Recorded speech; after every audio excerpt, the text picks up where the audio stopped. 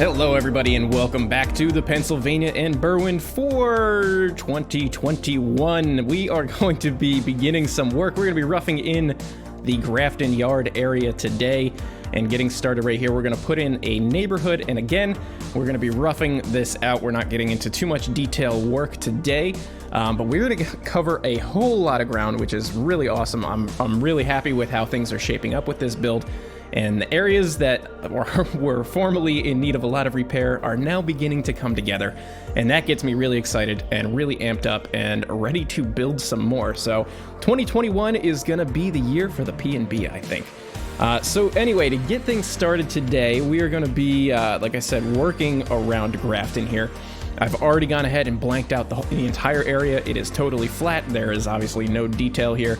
So we're going to be bringing some stuff back in, and the first thing is what I wanted to work in here was a neighborhood. So I started laying out the roadways in a bit of a grid fashion, and this is just meant to be, again, a kind of background scene to fill in some of the area around the yard. I wanted this area to stay sort of rural still. I didn't want to put a big city here like we did with Allegheny and Juniata, even though we have this major industrial district nearby. I still wanted it to feel a bit like it's in the woods a little bit. So again, I've been looking at areas around Ohio and Erie, Pennsylvania, and that sort of thing, locales that are right up on the Great Lakes for inspiration. And so I kind of came up with this idea here, and as per usual, we're going to be jumping around a little bit within the Grafton Yard district and kind of just sporadically putting stuff down as I kind of am inspired. That's kind of been my build style lately. Instead of focusing in on one specific thing for a long time, I'm kind of jumping around quite a bit and building things here and there as I find inspiration to do it. And sometimes I get involved with something that I want to detail even further, and sometimes I just want to rough in an area. And that has just been the way that I've been building lately, and it's been working really well for me. In this case, I begin to rough out some stuff, and then we work our way into a few finer details here and there, and then we go back into some more broader brush strokes and roughing in some areas.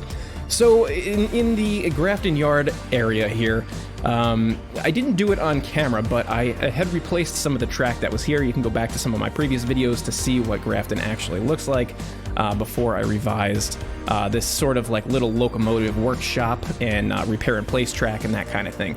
So I wanted this to have a kind of what would be the word? Sort of a like homemade kind of feel to it. Where maybe these tracks weren't always in this particular arrangement. Maybe there were more tracks here that were removed, and things had been kind of shifted around over the years. So I wanted it to feel old, and that the track was not perfect, and that they kind of just worked with what they had available and the space that they had available. So this is kind of what I came up with. This main building here is just meant to be just another warehouse that happens to be nearby. It's not necessarily connected with the P&B railroad per se. It's just an adjacent, scene kind of thing. And I thought it looked really nice to have the rail yard and the repair and place facility behind this building. Sort of like maybe this used to be a piece of railroad property and they sold it off a few years ago because they didn't need that much land, and a little warehouse, factory, machine shop or something like that sort of sprouted up. So that's just sort of what I picture for this area here. And again, like I'm kind of getting into a little bit of detail work here in the beginning because this is just sort of the flow that I was getting into. Throwing down some grass and some trees, and for some reason that really helps motivate me to continue to fill out an area and to build in an area is like filling in the scenery. I'm not really sure why, and when I say scenery, I mean like the vegetation, like the plants, the trees, grass, shrubs, and that sort of thing.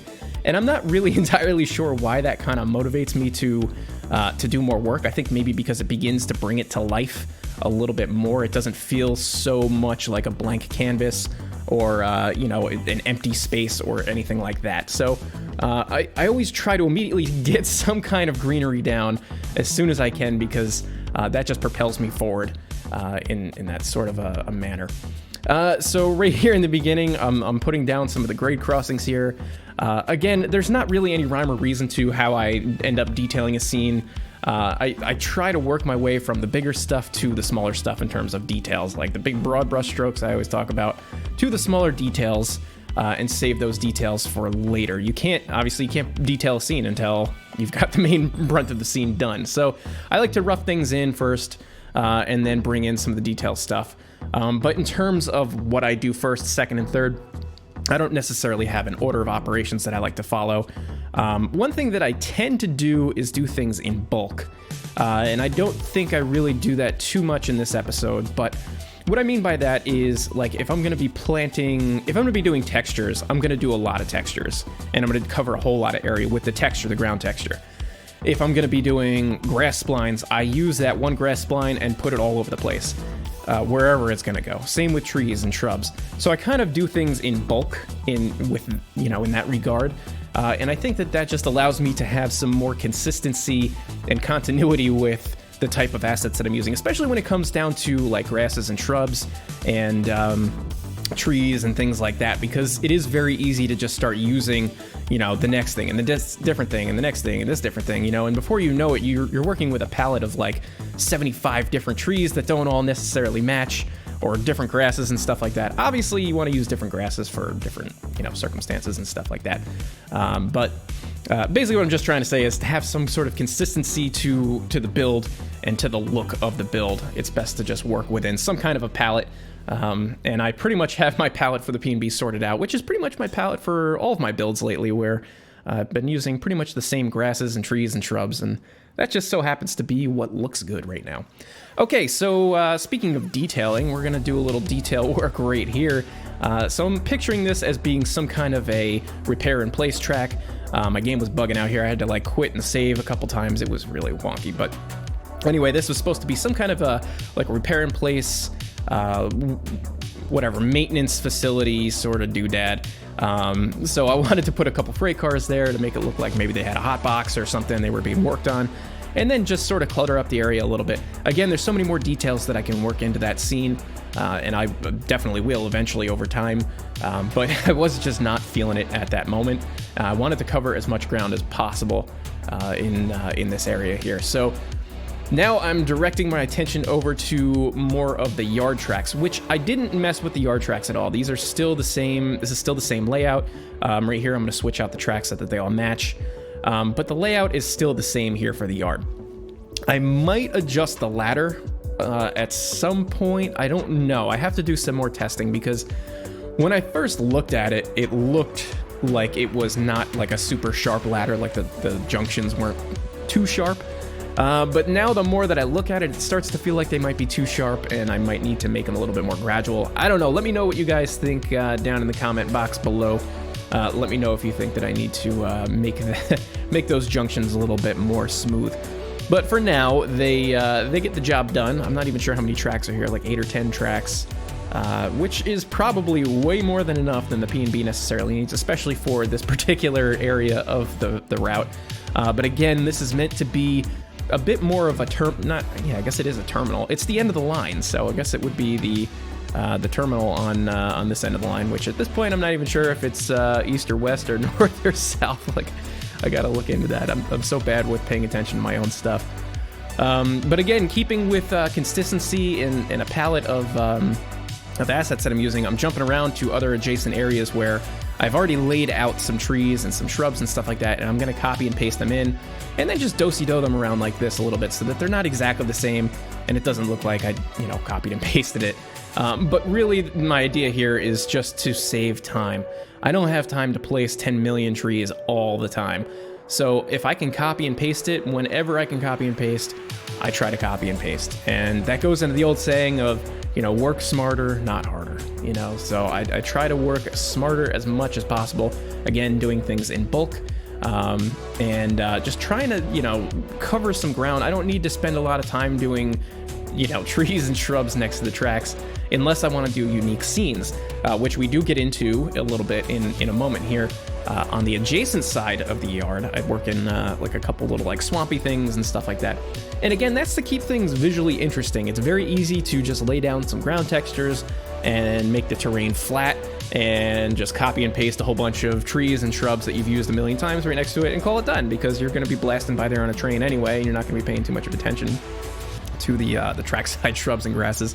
So who cares? But it does make things a little bit more visually appealing if you can work in some other little trackside elements, like, you know, this little scene here where there's going to be a couple of guys working. I don't know what they're doing, surveying the track, surveying the road, but working nearby, or put a swamp nearby, or a drainage ditch, or anything like that. You don't have to do it the whole length of the main line, but putting little scenes like that here and there keeps things interesting, and it's just fun to build too, to just think outside the box. Think a little bit about, you know, what you could do to sweeten a scene up a little bit. And sometimes it's just a matter of finding stuff by accident. Like all these assets that I'm putting down right now, I'm just thumbing through my asset list, and I'm like, okay, this looks cool, this looks cool, this looks cool, and just kind of putting them down. And sometimes I don't keep them. Sometimes I just put them down as a placeholder just so I remember that I have them. And then I'll delete them later or move them or whatever, you know. So a lot of times scenes that I come up with are completely by accident because I just happen to stumble upon something that makes has a little spark in my brain and makes me think about how I could put it together into something interesting. So laying down some scenery here in the middle of the yard. I'm trying to pay homage to the original P&B, both Bill M's original P&B as well as whatever Grafton looked like prior to me ripping all this stuff out. And one of those design elements was this triple track mainline, which I love. I just think that that's so cool for, you know, staging trains maybe going up into the industrial district or going down on the main line and that sort of thing. Plus this yard, and the yard and the main line kind of being separated by this little barrier of trees and shrubs. Maybe there used to be a track there a long time ago and it got damaged and they removed it, or who knows. But I really like this look of dividing the yard out with just a little bit of scenery, a couple trees and shrubs. I need to spend a little bit more time on it because it does... it's so narrow, and it was really tough to get certain scenery elements in there. So I might have to go back there and add some more shrubs and some more grasses, but I'm liking the way that it's shaped up.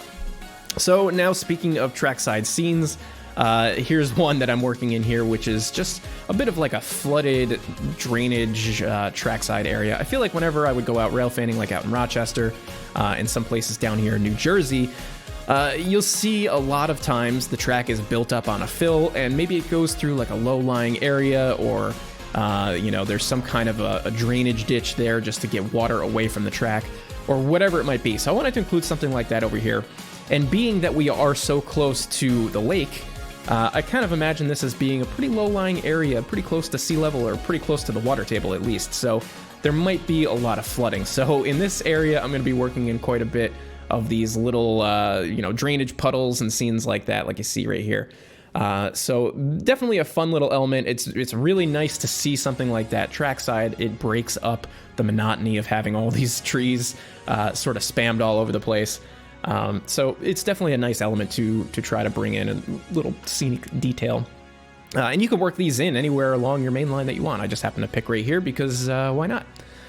So, you know, one of my go-to details for these sort of things are these pond scum assets, which are just the biggest nightmare to work with because the hitbox on them is enormous. So usually when I'm working with these things, I put them on their own separate layer and I lock them. So I put them down one at a time on their own layer, and as soon as I'm done placing them and getting them into position, I lock that layer so I don't ever have to worry about, you know, moving a shrub or trying to move something else nearby and accidentally grabbing this stupid pond scum.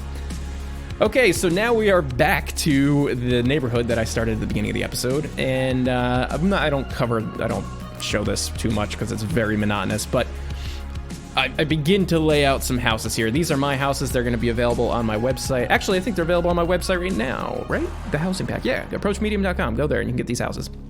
It's a huge file, though. It's like a gigabyte.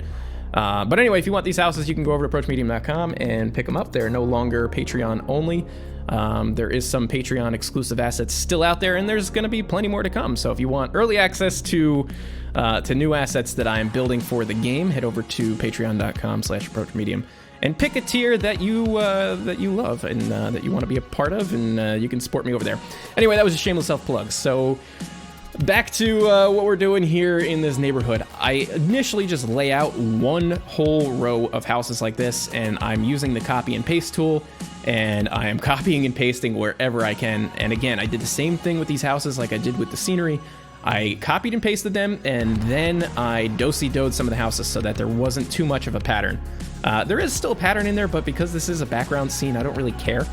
By the way, there's like 200 of these houses also, so yeah, go over to my website and download them. It looks like the load on a couple of those ones in the background needs to be fixed, so that's something I'll have to look at. But again, I don't spend a whole lot of time on this particular scene here, and I really don't care to spend too much time on it, but I am just sort of sprinkling in some trees. I'll come in and detail some of the houses that are probably close to the main road, and add some other little elements there, so maybe you can peek through the trees and get some cool views from the neighborhood or whatever.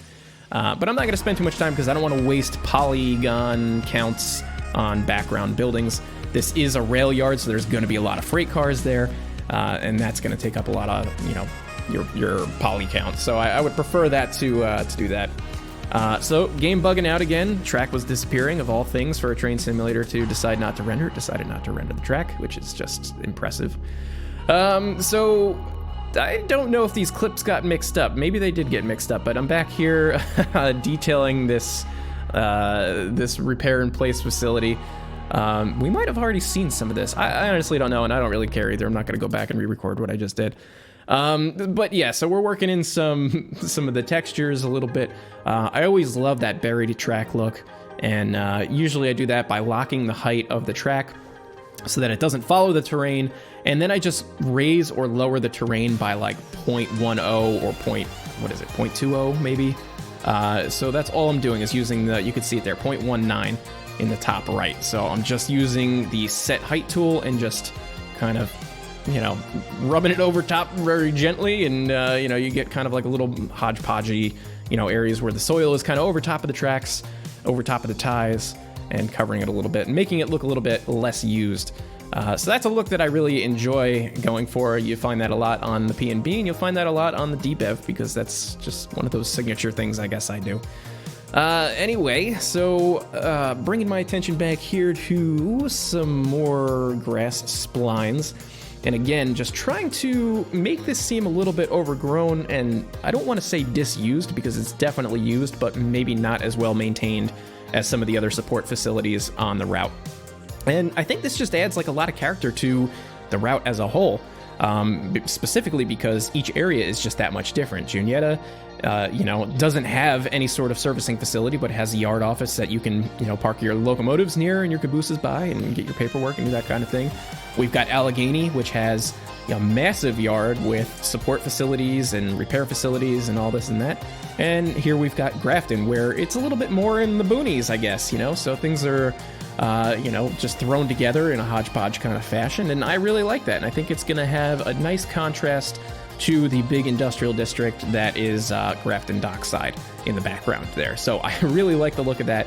And I can't wait to actually get this whole area totally shaped up and put together and connected, because it always feels like I'm playing connect the dots with this game. I set up these areas and I detail them and, you know, spend a lot of time on an industry or something like that. And then the whole surrounding area is just blank grid work.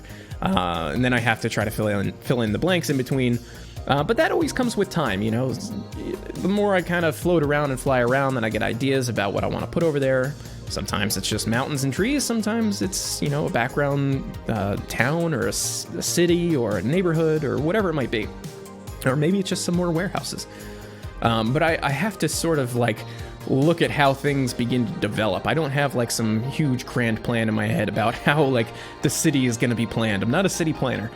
Which is probably why I was always really bad at playing like SimCity or City Skylines, because I just have no real good concept of like how a city flows. I can build aspects of them really well, streets and avenues and whatever else, but as far as like the whole flow of the thing, I am not that great about that. So that's something that I just sort of feel out as I go. And just work it out as, you know, as ideas come to mind and as assets show up on the on the download station, excuse me, or anything like that. Okay, I had to pause my recording there for a second because I had a coughing attack out of nowhere. Anyway, so I was saying that this whole surrounding area needs to be filled in, and a lot of that I've been doing off camera or during like Patreon only live streams and hangouts and that sort of thing. just because it's a fun thing to do. It doesn't necessarily make for good video production, but it needs to get done, you know? So I'll probably do more of that in regular live streams on YouTube as we progress into 2021. I just need to make more time for it. I'm spread so thin right now. I never know how to divide my time at this point. We've got so many different projects in the game. I'm 3D modeling now. You know, am I making videos or am I making content? I just don't even know anymore. So I'm juggling so many different things, and it's really difficult for me to decide what to focus my attention on. And it does not help one bit that I am a very scatterbrained person, so actually getting focused and figuring out what I'm doing like long term is kind of challenging. But yeah, I mean, going forward, you can always count on seeing new videos and live streams and that sort of thing on this channel, as well as new content that's going to come up onto my website and through Patreon and on Discord and all those other cool places that I like to hang out and talk to people and put my content, share screenshots and that kind of thing. So what are we doing now? We are going to, so I had this idea again for another way to sort of break up these scenes. So I wanted to put in this like creek. It's not like a river, but it's gonna be more like a creek or like a shallow stream bed or something like that. Again, I guess this is sort of like a hallmark of some of the builds that I tend to do. I always work in these scenes like this, but what I'm picturing is that this stream or this creek is going to act as a scenic divider between our neighborhoods and the industrial district. So if you look at like Google Earth and you look at how a lot of towns are laid out, a lot of times there will be some sort of some kind of a scenic element there, usually like a river or a creek or something like that, or a mountain or a ravine that sort of serves as a way to divide out like residential areas from commercial areas. So that's essentially what I'm using this as, and I don't really spend a ton of time in this episode developing it. Again, this is just sort of like me roughing in this idea about how I'm gonna try to transition from one scene into the next scene and break up these areas a little bit. So one thing that I like to do, and I don't really know how characteristic it is, but I use the plateau tool there to sort of even out the stream bed so it's not super deep, and it's got kind of a bit of a shallow transition from the regular land and down into the stream bed. So it really depends on where you are. Not every like stream bed or creek bed has that sort of smooth transition. Sometimes, you know, up north, up in the Adirondacks, the creek beds are very steep and like angular. Because in the wintertime, there's all the ice flow coming down the creek bed or the river, and it rips up the whole shoreline. So you end up with these really rigid, really tall, steep creek beds. But, you know, down in the Catskills, they're a little bit more gradual. So it really depends on what you're modeling, and obviously it's best to use photos to figure out what you're going to do there. So again, on this side over here, I was working in some roadways. We're going to put another neighborhood on this side of the road as well. And I thought that could make for some cool screenshots and some cool angles for houses that are pretty much right on the train tracks there. And I just thought that would be kind of a cool vantage point, I guess. And right here, again, I'm working in one of these sort of like pond, you know, trackside drainage sort of things. I don't really know what purpose it would serve other than maybe it was just a naturally occurring low spot that flooded. So I wanted to keep that in there, and it just sort of I'm just picturing in my head, like, you know, being a kid and living in that neighborhood and like riding my bike over to, you know, this little pond or swamp or whatever, and I don't know, throwing rocks in or whatever kids do these days. That's what I would have done back in the 80s anyway. So that's sort of what my idea was here. And then, you know, building the houses up a little bit. I don't even think I show the houses that I put down in this area because it's just so monotonous. But I did want to make this feel kind of overgrown, like that section between the road and the track is not necessarily maintained by anybody. There's a lot of overgrown grass there, and that sort of thing. So I'm using a lot of these spline grasses. Spline grass is great because it follows the terrain, so you don't have to worry about anything floating. So that is my advice to you. I used to only use these scenery object grasses. But they're only really good for flat areas because if you put them on a ridge, then they float. So I am using them here, and I am using the height adjustment tool to get them down to the height that I want. And the only reason I'm really using them, I think, is because there's not a spline for that particular grass, and they look good. So the other thing that I find when you're doing scenes like this is it's really important to mix in a decent variety of textures. So I'm not just talking about using different assets altogether, but different types of shrubs and grasses so that you get kind of a blend of, lighter grass and darker grass, or short grass, tall grass. Same with the shrubs, even though that I'm using these same exact shrubs over and over again, by adjusting the height and the rotation of those things, they look like they're totally different scrub brushes. So that's the idea there. What I'm doing here, well, now I'm not doing it, but I was taking the camera and getting close down to track level, and I think that that's also really important to do when you're trying to model something realistically, is to get your eye down to track level. And, if you're modeling in HO scale or N scale or O scale or whatever, if you're doing a scale model, you do the same thing. You bring your eye down to the baseboard, or whatever it's called, and you look at how the scene is shaping up, because that's how we see the world. We see it from eye level, from ground level. So anyway, that is this is the end of the build part of the video, and I'll leave you guys with some cinematics here at the end. But I'd like to thank you guys so much for watching this episode. I hope you enjoyed it, and I'll see you in the next one.